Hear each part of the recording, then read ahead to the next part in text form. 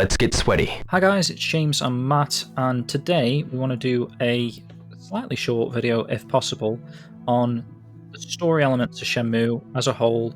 There's been a few misconceptions that have been brought up recently in terms of a certain video and tweets, and obviously we're going to highlight this tweet from RGT 85, is it? That's him.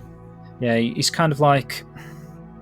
He's got good intentions, obviously, he's a passionate guy, but I've seen this an awful lot where people have got this sort of misconception that, that the game's going to end with a fight between Ryo and Lan Di, and maybe it will, but the way that they kind of word this stuff is like there's nothing else story-wise in Shenmue, and obviously that's far from true. So I've got a massive list of all the little story elements, and we're going to do a little bit of a deep dive into some of the main aspects of Shenmue's story, ongoing story, what we want or what we're going to expect in the future, to just prove that it's not just literally a fight between Ryo and Lan Di to end the series. There's a lot more ingrained in mysticism and all sorts, and we'll go through the points anyway right now, Matt. So I'm going to start off. So obviously we know at the start of the game, obviously Ryo's father is killed by Lan Di. So on the surface, that kind of seems a simple revenge premise. Ryo wants to seek revenge on the death of his father. But that's kind of just the basic plot line that just serves to push the narrative along. So, along the way, Ryo encounters friends, characters, NPCs that have all got their own side stories ongoing. And so Ryo's journey actually expands outwards from that initial plot point. So as you'll experience throughout playing the first Shenmue is, you go in bed at night and Ryo starts dreaming about a girl. Matt, if you want to elaborate on who this girl is. Yes, so of course we all know this girl is Shenhua. She starts appearing in Ryo's dreams sort of probably about a third of the way through Shenmue 1. You go to sleep and then you have a dream sequence where she's like floating through the air. Also later on she appears in the bad ending where she's basically warning Ryo to hurry the hell up before Lan Di comes off and obviously kills him as well. Not only that, she's integral to the prophecy. We all know that prophecy, as Shenmue fans, I should probably have said at the start of this, there's a lot of spoilers going to go in there, so if you've never played Shenmue before, do not watch this video and turn off now. Yeah. So already that this mysticism around Shenhua is there. Why is she popping up in Ryo's dreams? Not only in games, but the anime as well. She appears 2 or 3 times in his dreams. So straight away, the mysticism around her, that subplot around her, takes it away from that basic revenge story. That's true, and obviously she appears in the introduction to the game. If you don't press start to begin Shenmue 1, obviously you've got the old prophecy. There's a emphasis on this particular character who is crazy enough you don't even see till the end of Shenmue 2. So, apart from the dreams, of course. Next point, Matt, in the basement. So as you play through Shenmue 1, of course, you eventually gain access to the Hazuki Dojo's basement, which is Ryo's father's hidden away. So it was locked behind a wall, a hidden passage. And down in the basement, there's a ton of valuables, some really interesting items that belong to Ryo's father on his trip to China, which, at the start of the game, obviously, you have the fight with Lan Di. Ryo is experiencing everything for the first time. He doesn't realise his father is involved with this Chinese man, who's, the Chinese mafia, Chinese cartel, called the Chiu Men, that we'll get into a little bit. Obviously, we're told that he's killed someone, Lan Di's father, in a Chinese place called Menkun. So obviously, at some point, Iwa was in China, and Ryo's actually seen all these items in the Hazuki Dojo basement for the first time, and sort of investigating some of his father's past, which is rather interesting. And whilst you're in the basement, you get a mysterious scroll, which obviously you can get translated at the Warehouse and Break with Guizhang, and you also get a white leaf. You do. We don't have any clue what either of these items are meant to serve at the moment. So that's an ongoing story plot, although albeit quite a minor plot at the moment. But they could have a bigger meaning later on in the series, right? Yeah, I mean, we obviously don't know at this point. And obviously, then there's the two main items that you find in the basement. Although one of them, if you don't find it, you get a cutscene at the end of Shenmue 1 where Fuku-san hands it to you. So the item I'm referring to there is the photo of a WoW and Longden. That's true, yeah. Of In Landy's Bailu father in Bailu Village.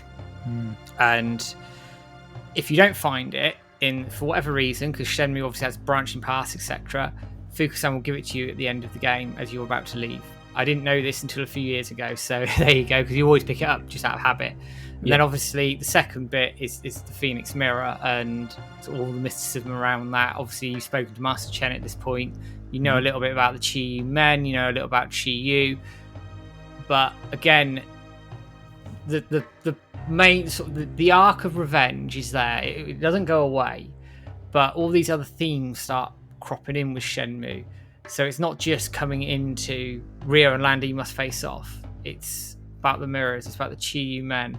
It's about a WoW's past, which actually the anime really hangs on that a lot more than the games do, in fairness, as well. So again, to simplify, I mean, we're only like 3 points in here, but to simplify Shenmue as just a revenge story, I think you do it a disservice in what it's trying to achieve in terms of the wider storylines and how it will all come together at the end, if that makes sense.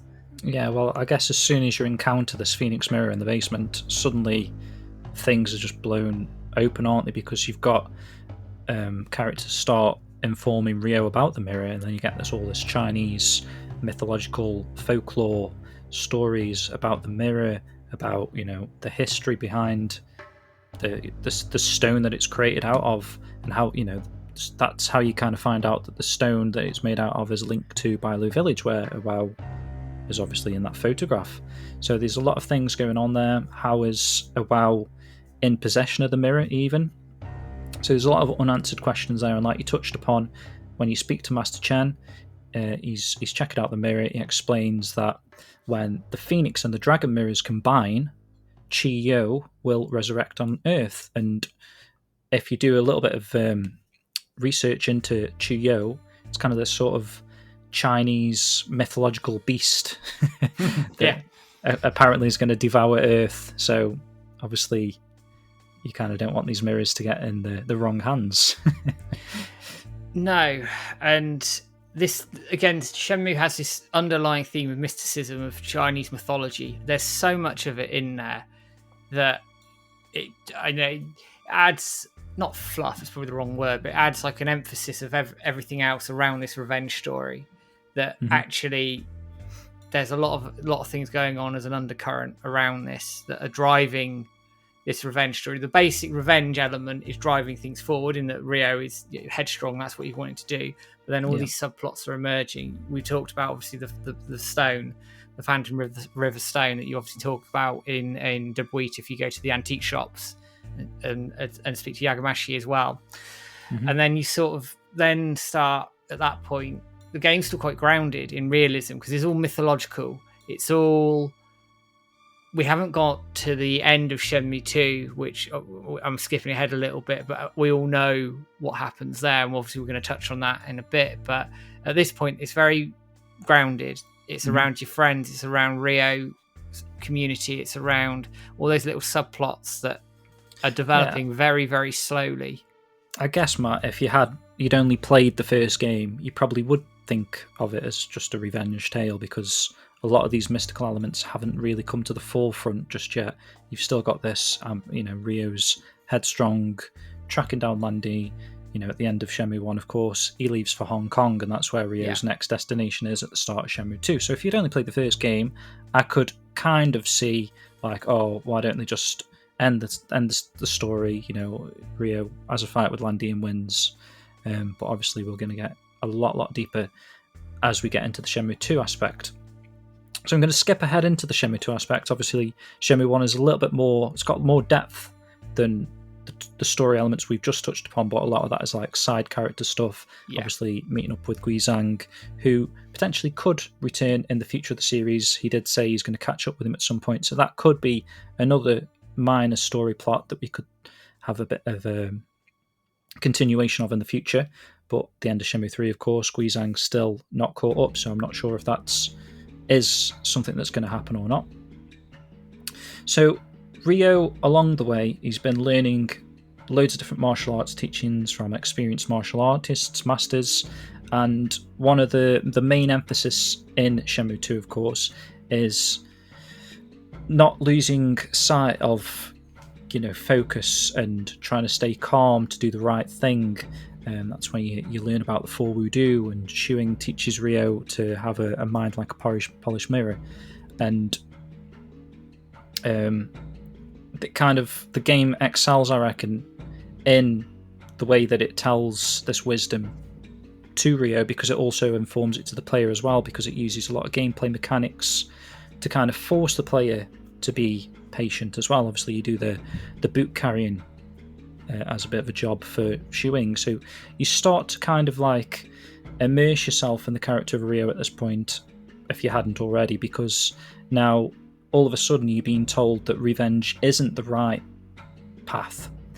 And we'll get into a little bit of extra story later with Shuing, and obviously your brother, who went down the bad path.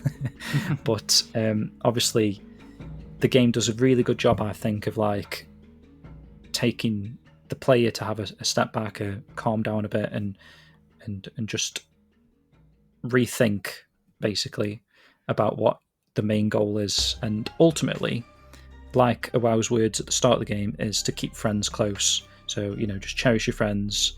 And obviously the revenge thing, Ryo's pushing friends away into, because he's one-track minded. So obviously the game's trying to teach both Ryo and the player some lessons. As I say, that's a really valid point there. You look at it in Ryo's actions in Shenmue 1 and Shenmue 2, and to a point Shenmue 3, that he's headstrong in seeking revenge, and his friends end up in trouble, generally. Nozomi gets captured. Obviously, Joy and Won get captured in Shenmue 2. Shenhua gets captured in Shenmue 3. So Ryo's lust for revenge and not taking on board those messages is having an impact. Now, I'm a believer, and I'm going well ahead here, but I think this is another subplot that, although it is a revenge tale, I think is something that a theme that carries with Shenmue is actually your actions have bloody consequences. Yeah. So my view is that Ryo's actions will eventually get somebody killed. Ren. Now, there's two schools of thought with Ren, that he might double cross Ryo and then sacrifice himself to come, to make it up to him. There's also the school of thought, which I've theorized a little bit, that actually Ryo gets himself into a situation like Shenmue 3. Ren bails him out, but this time Ren doesn't survive.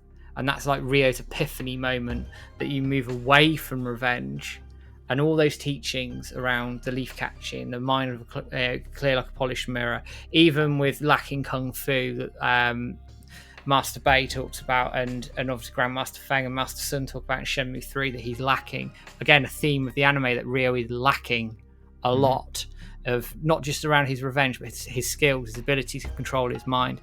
And that impact of Ren's death, again theorizing, would be Ryo's moment to go, oh hell, what, oh shit. And then you move that story away from the revenge arc to actually the bigger picture of the Chi Men, the crime syndicate, the law of the mirrors, the mystery of the mirrors, all of that sort of stuff comes into it, and it moves away from a basic revenge tale to something much bigger, in my mind. And like you've mentioned about the anime, it's kind of, they chose not to use the word revenge. They kind of like find out the proof that Ryo's father is kind of the way that they tell the story in the anime.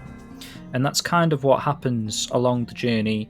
Ryo encounters loads of characters that have actually met with his father at some point in the past, when he was in China and Hong Kong, of course, and these locations.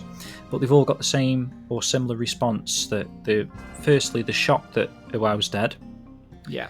And they're also of the mindset that his father would never kill. So Rio is obviously confused.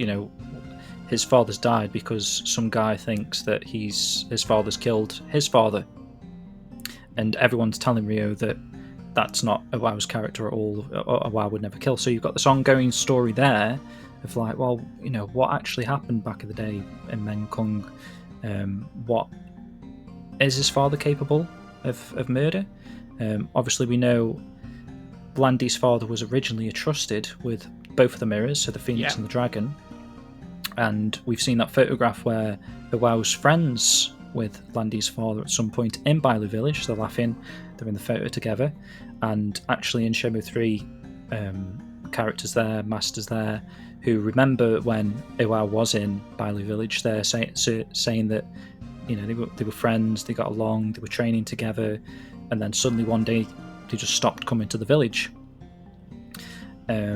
So after Landy's father at some point dies, again, we don't know how this happened or who killed him, if it was Iwao, but Iwao became the owner of both mirrors and he hid them around his house. So obviously you got the one under the cherry tree that Landy gets at the start of the game, you've got the one in the basement that Rio finds, the Phoenix, and the dragon was under the tree.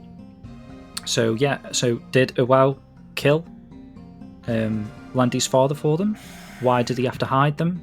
Obviously someone's out to get them, the Chiyu men that we find out. But what is the connection to Menkun, where Iwao supposedly killed Landy's father? We don't know, do we? That's the thing. We don't know. Why did Iwao, in theory, kill Landy's father? Did he kill Landy's father? Again, I'm skipping forward a little bit to the end of Shenmue 3, but this is a story subplot that I think gets left out quite a lot. That it's assumed in Shenmue 1 and 2 that Landy has joined the Chiyu men for whatever reason. But actually, we know in Shenmue 3 that he was picked up as a child by the Chiyu men. Assumed this might be after his father's death, possibly, and he was trained by them. So that while it's an assumption of a plot point, it's confirmed. So we now know that there could be a version of events that Landy has been told that may not be true. So that's an open question within this revenge tale.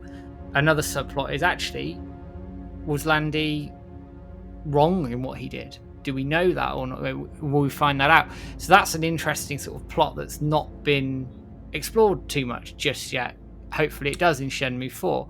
But it's something that I think a lot of Shenmue fans would theorize, that there's more to it than meets the eye, that Iwao did just kill him. I mean, that would be a hell of a plot swerve in itself, I guess. Yeah. And that actually that Landy's been manipulated by the Chiyu men, and it's all about this path of redemption. It's not about revenge, it's about redemption. It's about learning from your mistakes. It's about calming your mind. And then you add in, again, all the mythology stuff. Now, again, I'm skipping well ahead. Obviously, we've, at this point, Shenmue 2, you've been to Kowloon, you've beat Dong Neo, you're using Counter Cyber Assault, you've cleared your mind like a polished mirror. And then you get the scene with Yuandazu in Ren's hideout with the mirrors. And he blows the smoke and it brings up the lights, which are a map to the key to the treasure. Obviously, you've only got one half of this. And Yuandazu's an interesting character here. Is he going to turn up again? Because you look at the chapter tiles, and it's implied he might turn up. And Yu Suzuki has spoken in interviews about Yuandazu that he's not necessarily trustworthy. So again, it's a subplot. Now, it's not talked about explicitly in the games. Completely admit that, but it's an interesting subplot. That why does Yuandazu know all about this? Why did he help Iwao? How is he connected to all of this? And are we going to find this out? And also, when you think that Zhang ends up in Niaowu in the DLC, and he's following the Chiyu men, is he following the Chiyu men, or is he following Rio? We don't know. We don't know, and everyone could be after this treasure. So as he's doing that smoke and mirrors display thing, he suggests that both mirrors combined show a map to the treasure. So we don't know whose motive is actually the treasure at the end of the day, rather than trying to help Rio. Maybe they're trying to help Rio so that he can find where the treasure is. Another point I was going to make, Matt, just going off what you said about Landy entering the Chiyu men as a child, you've got a similar plot line going on with Shuing and her Yeah. brother Zimming, who, in a similar sort of situation, her and her brother's parents both died, and then Zimming decided to seek revenge and join the Chiyu Men, and obviously he was a child as well. So it's kind of like, I'm not suggesting like the Chiyu Men are just recruiting children. That sounds a bit dodgy, doesn't it? But I mean, these children are obviously angry and seeking revenge, and somehow they wind up as part of the Chiyu Men. It's a key theme, isn't it? It's a key theme. Yeah. The whole way through, it's something's happened to antagonize these people. Zimming, Landy, Rio. They've all tread the same path. Landy, assuming that, of course. Zimming, we're pretty sure he's treading the revenge path, and Rio's at the start of that journey. So it's wider than just Rio's revenge story. There's lots of revenge stories here. It goes much, much wider than just Rio's singular desire. And it's interesting how they all link up as well.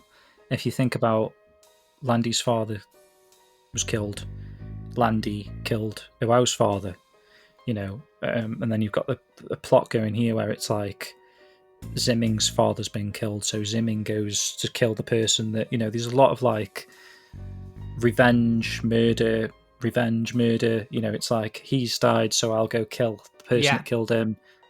He's died, So, I mean, at the moment, Rio's not got a son, so not yet. If Rio dies, then he's got no one to seek revenge, I suppose, on Rio. But another interesting point I've got is, obviously, there's a big emphasis on stars. We get, obviously, cutscenes when you're learning about the mirrors, the Big Dipper, all the constellations, the North Star, and actually, the North Star blinks, apparently. It's kind of like a danger sign, something bad happens. And you do see, as part of Rio's dreams, like Shenhua looks up at the sky and the North Star's blinking or flickering. So there's a lot of star subplot thing going on as well, that I guess is a lot of like ancient Chinese folklore, but obviously the game does a fairly good job of like intriguing the player into what's going to go on with the stars, how all that links together. And obviously, we just touched upon it, the star formations come out of the mirrors themselves. So, like I say, a big emphasis on stars. So we've got Rio heading to Guilin next. He goes to Bailu Village, the home of the type of stone the mirror's made from. And obviously Landy's meant to be headed there too. So this is right at the end of Shenmue 2 in it, as you're heading into Guilin. So Landy's obviously looking for clues about the Phoenix Mirror, because at this point he doesn't realise that Rio's got the mirror. So they go about, and this is like part of the start of Shenmue 3, where they begin to raid all of the stonemasons' houses and end up kidnapping Shenhua's father, along with another stonemason, actually. I forget the name of. His name eludes me, but yeah, there's two of them that get captured. There's two of them that gets captured, yeah. And then obviously, as Rio enters Guilin, he meets up with Shenhua from his dreams. The prophecy came true. Go with the one that holds the phoenix. They start to question how this stuff is realized. Rio's he's dreamt about this girl. How is he connected to this girl before he even met her? Yeah. And then obviously Shenhua's got this prophecy that is kind of like the main poem of the village. You hear it a ton in the anime even. It's getting be a bit of a joke, really, how they kept on bringing the prophecy up in the anime. But obviously, the prophecy word for word links them two together, which is a strange thing. That's, again, another ongoing narrative. The prophecy's coming true. And sort of talking around that while you look at your notes is, with Shenhua, we haven't even touched on her mysticism and her powers here. No. Or how it's intimated. So I'm going to go straight in on that one, actually, because obviously when you meet Shenhua, they get talking. You have the scene with the dandelions where she sort of raises them up, and then she talks about that she can communicate with animals and things like that as well. She then sort of goes into her family lineage a little bit as well, and that she can almost feel that she's been other places with other people, with her family. Like she's had 100 birthdays, I think it's talked about in Shenmue 3 when they talk about they do actually say family. That, don't they? And she has these very vivid dreams about her lineage and her family and her past. So it's intimated there that actually she could, in theory, have come from some sort of emperor lineage, and also maybe be able to contact these people. Couple that in with the Shenmue tree as well. Now we know there's more than one, and they're all linked. I think they're broadly cherry trees, broadly speaking, but they're all like they're linked. It's like the link of the Shenmue tree to Ryo's cherry tree at home. That links Shenfire and Ryo together. So there's that theme around the tree and how what that holds, what mysticism that holds. I mean, Shenfire's saying it protects her, and then you've got a flashback scene where I assume this is a long time ago. You've got a baby Shenfire or a version of her named after the tree in some sort of ancient China. So is that the same tree? Is there a mystery there? Are there more than one trees? Are they linked? Are they not linked? See, this is where the story just goes crazy. It just blows my mind thinking like what's going on here. That it's mad. It's absolutely bloody mad, isn't it? When like you just said there, she says something to Ryo about she feels like she's had 100 birthdays, which is a strange thing to say. She's only 16. She's has vivid dreams of being in a capital city in China, and obviously the Emperor and Empress are there. And then you've got this flashback, which I assume the player is the only, we're the only people that know about this, because, well, unless she's describing this as something that happened to Ryo as it's happening, but she's under the tree on a swing. Different environment. It's not Shenhua's house. It's like this old ancient Chinese temple in the background. You've got parents who are dressed in these royal emperor and empress clothing. Obviously, a little bit later, Shenhua's seen as a child in sort of like a royal outfit very nice as well. Outfit, isn't it? Yeah, so there's like this kind of thing there. Is she the child of the emperor and empress of China? What happened to them? And this is like going back at 1910, and we actually did a bit of research into this map, like the location, the temple and stuff is of that period in time. Yes, there was a previous episode we did, I think, didn't we? When we looked at I can't remember if it was the timeline or burning questions. I can't remember the episode now, but we went into quite a lot of detail, and actually the temple or the area that they show would have been appropriate for around 1910, roughly, give or take a few years. So we're theorizing here, but that could have been a past Shenhua. Or is it the same Shenhua? Well, what does it all mean if she thinks she's had 100 birthdays? I don't know. It's I'd like to know what's going on there. And obviously just the fact that she's got these powers makes her an unusual character. I will mention about the trees, sorry Matt, just before we carry on there. Obviously both of them have this sort of connection to each other's tree. So Ryo's standing outside Shenhua's house looking at the tree where we get the flashbacks, and he feels the power of the tree. He says, he had a weird feeling, strange feeling he can't describe by being around the tree, looking at the tree. And he kind of has that feeling back at home around his tree. So obviously we just said that the trees are kind of connected somehow. So again, that's another plot point that we haven't had an answer for, what's going on with the trees. And obviously that is the name of the game, Shenmue. So there must be some sort of major plot point surrounding that. You'd hope so. I mean, we may not get an answer, but again, it's a key theme. They're linking these characters together. And you talk about Shenhua's powers. We haven't even talked about the end of Shenmue 2, where obviously she uses what is, for want of a better expression, the Force, to lower down the sword. And then obviously you have the relief in the quarry, or the stone pit rather. I won't call it a quarry because that's insulting to the translation of Shenmue 2 a little bit. But you know what I mean, the stone pit. I know what you mean, yeah. And that obviously is when the prophecy is blown open. That's like, oh my god, with the mirrors and everything. Now, as we're approaching Shenmue 3, I'm going to preface this a little bit in saying that obviously the way that Shenmue 3 executed its story elements has been done to death. We know it wasn't as good as it could have been, but it doesn't mean they're not there.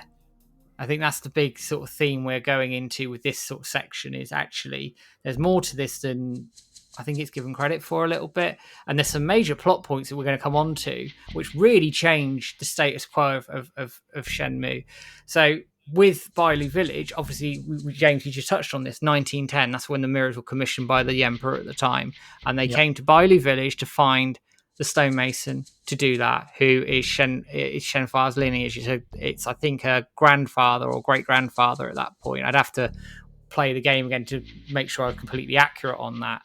And then it's talked about within the village elders. Aldier talks about it.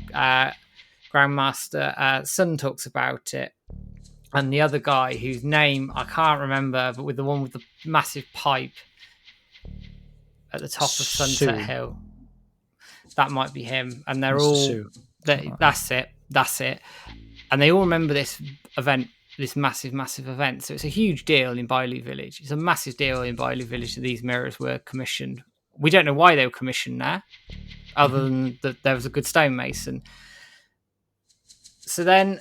With that, it then touches on the history of why they're created.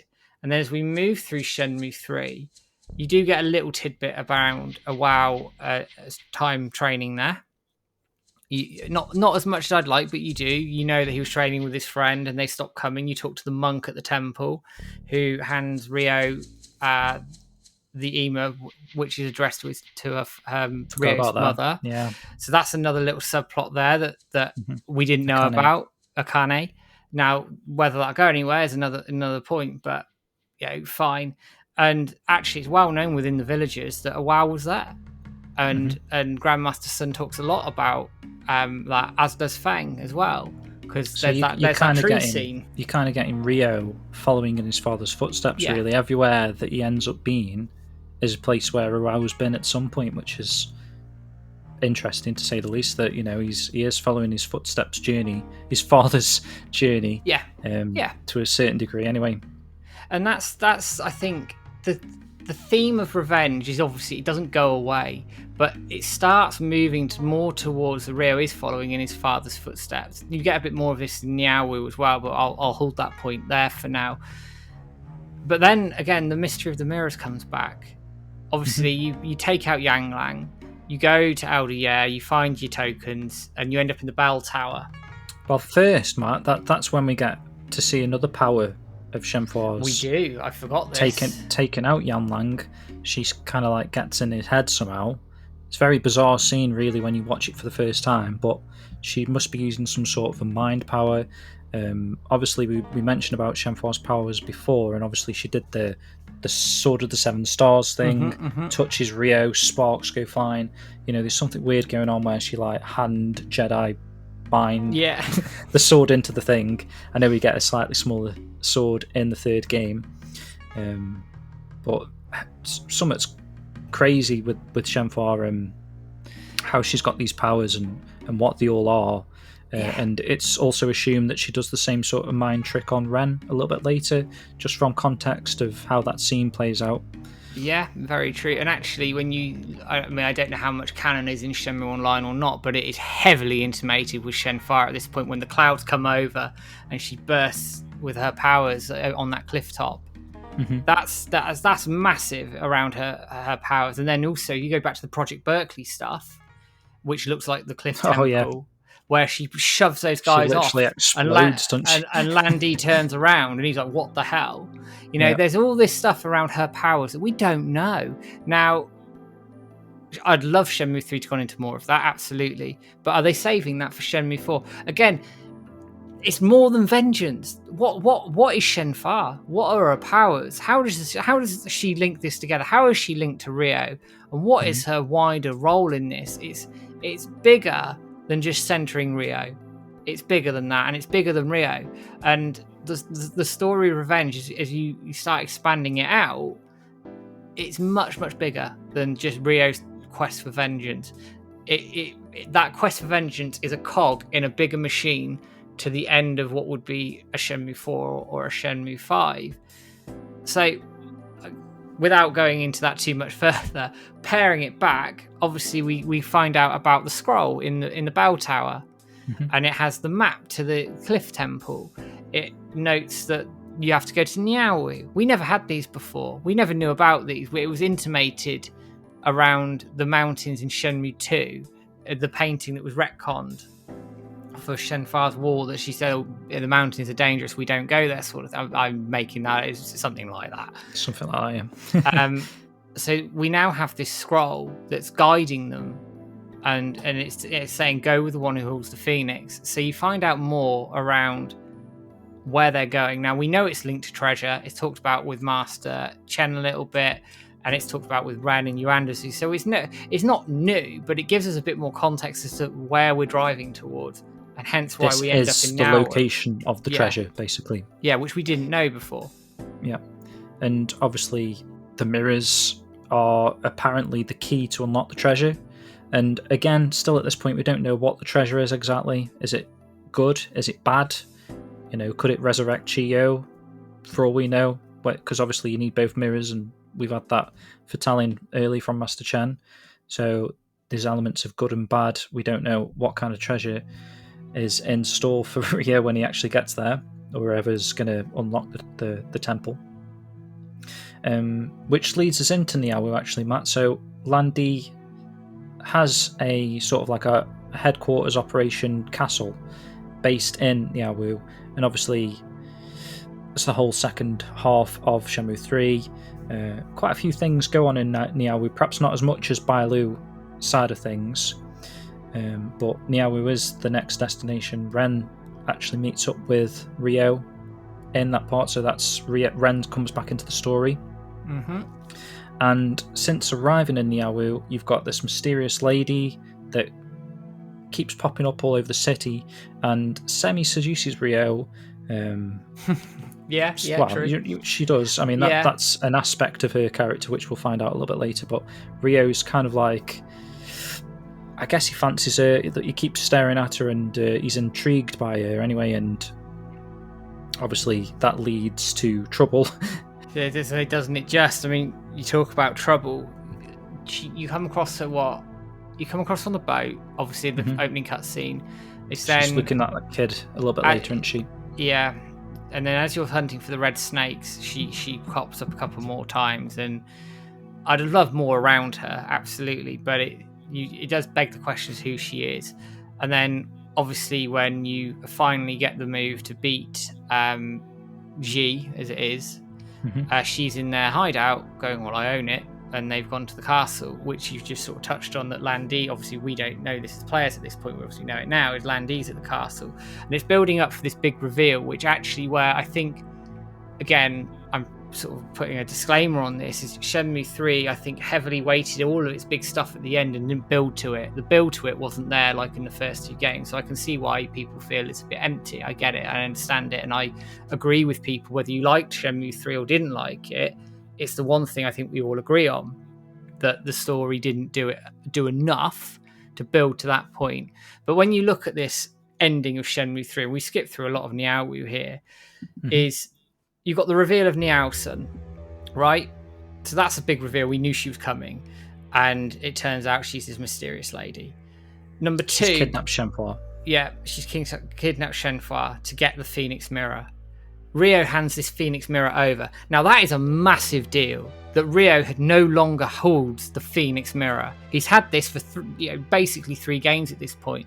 So what's her motivation? We find that out, that actually she's going to screw Landy. She's going to screw him over.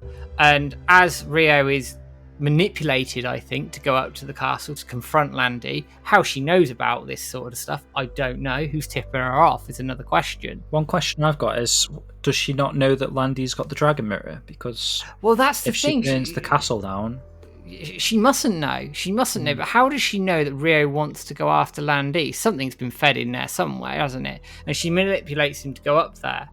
And then obviously when Ryo and Landy are fighting, she burns it down with him in it. And Landy's in it, and now she doesn't know he's got the dragon mirror. So there's this power play in the Chi Men here that was never even intimated in any way, shape, or form in the first 2 games. So yes, the mysticism's been put aside a little bit for a more practical storyline of, hang on a second, what's going on with the Chi Men here? What's this power play that she's after? Why is she after the treasure? What's her motivation? Is it just running the Chi Men? Does she want the treasure for herself? Where's this going? So again, the basic revenge arc has been expanded hugely, massively away from Ryo seeking vengeance. He fights Landy and gets his ass kicked, right? Well, one point I'll make regarding Niao-san is, obviously we've known about her since even before the game was a thing. You've got promotional artwork of Ren, Rio, Shenhua, and Niao Sun. Those were like the 4 major characters used on all the promotional items. So Niao Sun obviously has a big role in the future of the series.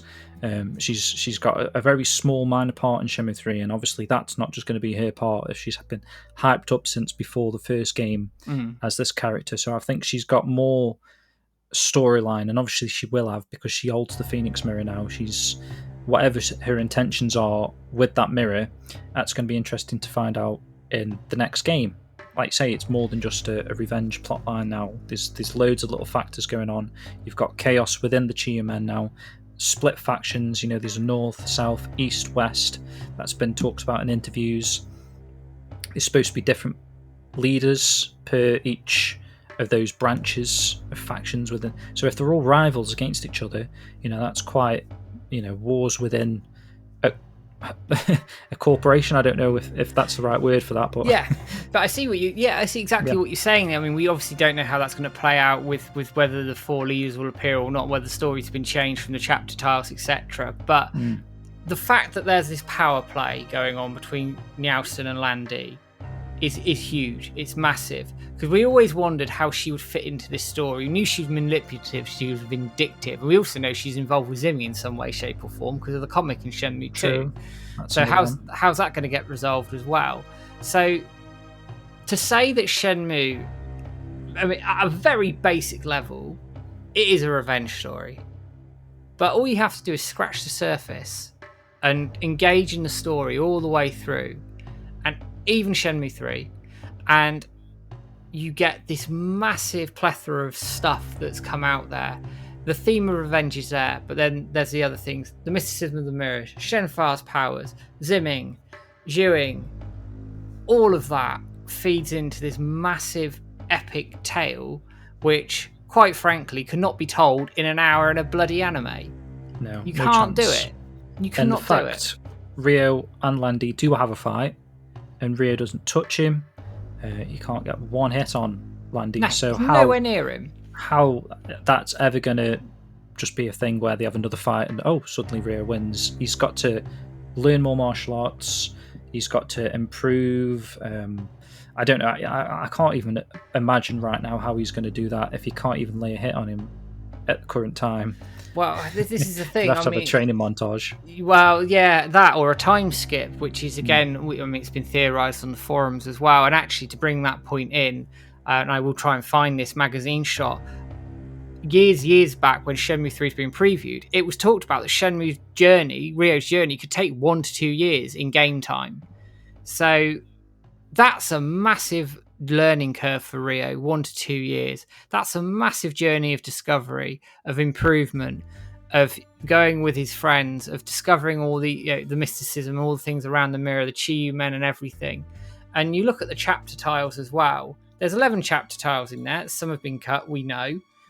But they go all over the place. And then there's that map that he talked about at GDC 2014. Oh, that's crazy, that map. That you go all over China with all these chapter tiles.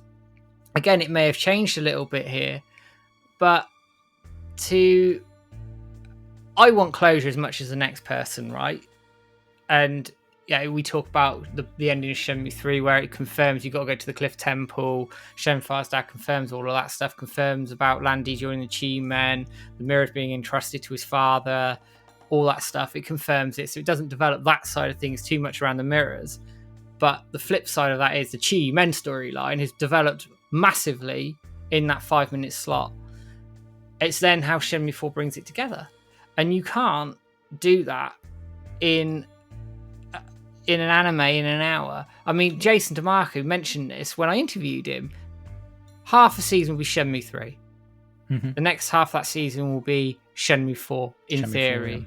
4, yeah. So, obviously, we don't know if they're going to get an anime or not, but you would lose so much of the mysticism, of the wider story. If you oversimplify this story of Shenmue, you lose its key themes.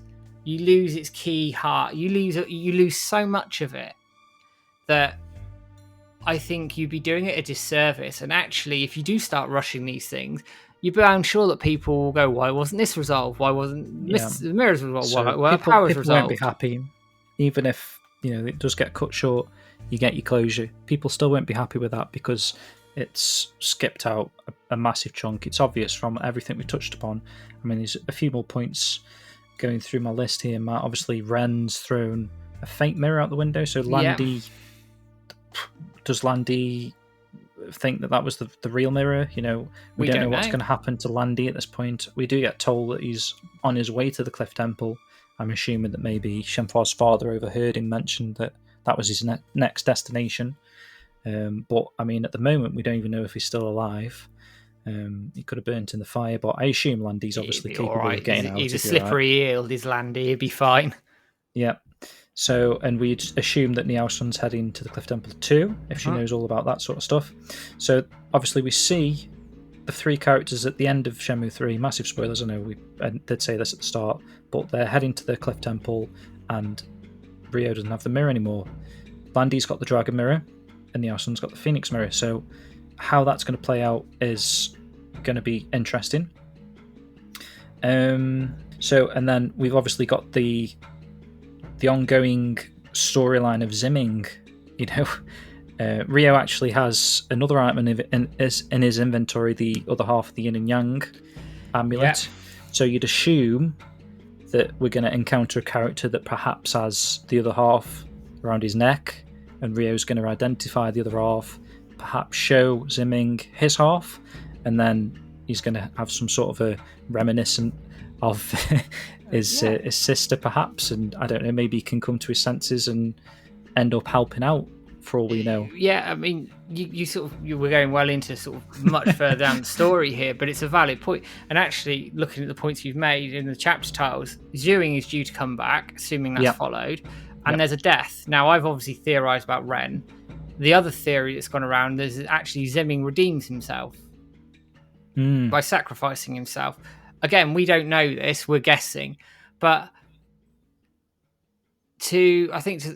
what I'm getting at here is actually, if you condense all of this down, there's so many unanswered questions with Shenmue that, and I'll be honest in what I think, this is just my personal opinion, I'd rather never have Shenmue 4 or the anime season 2 than a cheap, rushed end to give closure. And I want closure as much as the next person, but I want closure properly. I don't want it cheaply done. I don't want it rushed, because it doesn't deserve that. And the fan base doesn't deserve that either, quite frankly. We campaigned for so many years for Shenmue 3. We've got it. We've got an anime as well. Where we've put ourselves now, I don't think the respect for Shenmue and the story, it deserves to be completed the right way and not in a rushed manner, in my personal opinion. Agreed, Matt. And so just outside of that Ryo and Landy have a fight, Ryo wins, these are your main points. So obviously you've got the opposing factions now within the Chia Men. How is that going to get resolved? You've got Zimming. What's going to become of him? Is he going to reunite with his sister, Shuing? Heck, is Guizhang going to catch up at some point? What's really going on with Shenhua? Her history, her family, her powers, the Shenmue tree? What's the deal with the mirrors? Are they going to eventually lead to treasure or perhaps evil with, Chiyo Munster? What's the purpose of the White Leaf, mysterious scroll that Ryo's had since the start? Did Ryo's dad actually murder Landy's father? And if he did, why? You've got stuff that's going to eventually lead to Menkun, which is the area that's spoken about in pretty much the introduction line between Landy and his father. Is that where the final scene's going to take place? Obviously, we're going to encounter more characters. We know from promotional artwork, GDC, chapter tiles, interviews. There's loads more to come, more locations. You mentioned about the map that shows all these other exciting locations, characters, leaders of the Chia Men that are higher up than Landy even. What's their ultimate goal? And this is going a little bit into, perhaps this has been cut at some point, but Shenhua in these Empress sort of white clothing. Obviously, we got the Shenmue Online trailer that kind of shows her her clothes like magically change into this white. She summons a big phoenix in the sky. Landy summons a big dragon in the sky, and actually, rather than what everyone assumes, Rio fights Landy in a fist-to-fist combat, could it be that in fact these two mythological beasts fight it out, and that's the final battle, the phoenix and the dragon, rather than, you know, grounded in realism? Yeah, rather than a grounded fist fight. Yeah. Yeah. And this is all stuff that is to be answered. It's all stuff that I think excites the community. Now, I've said this 1,001 times. I'm going to say it again for argument's sake. If Shenmue 4 doesn't knock it out of the park with the story, I think we're done in games. I've said it for months, probably ever since we've run the place, James. I've been saying it. But it excites me that there's so much that we don't know.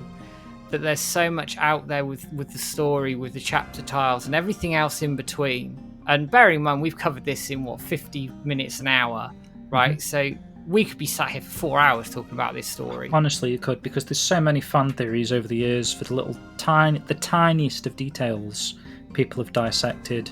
People have got the history books out, the China folklore books, reading up on ancient China history, trying to link that to bits of stuff that's happened in Shenmue, like I mentioned, the stars, trying to find about the stars, formations, constellations, the Big Dipper, and try and use some of that information that's out there in the public domain and how that kind of relates to perhaps potential story elements that were originally coined for Shenmue. All this stuff over the last 20 years, fans have been dying to find out what happens next, and although Shenmue 3 didn't perhaps give a lot of these answers that we'd had for so long, it did provide extra, it wasn't like a completely void experience. There were story elements in there. We learned a lot between Shenhua and Rio, those nighttime conversations. We learned a lot more about Shenhua, and we've still got these elements that haven't gone away,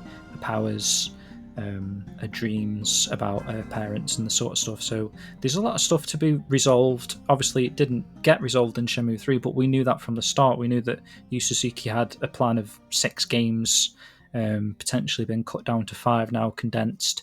So hopefully, like you say, Matt, they can knock it out the park with a 4th game, but to just simply put it out there and say that they should just finish the whole saga with a 1-hour anime where Rio and Landy fight is a real massive disservice to what we know so far from the first 3 games and the ongoing storylines that obviously need some sort of a resolution.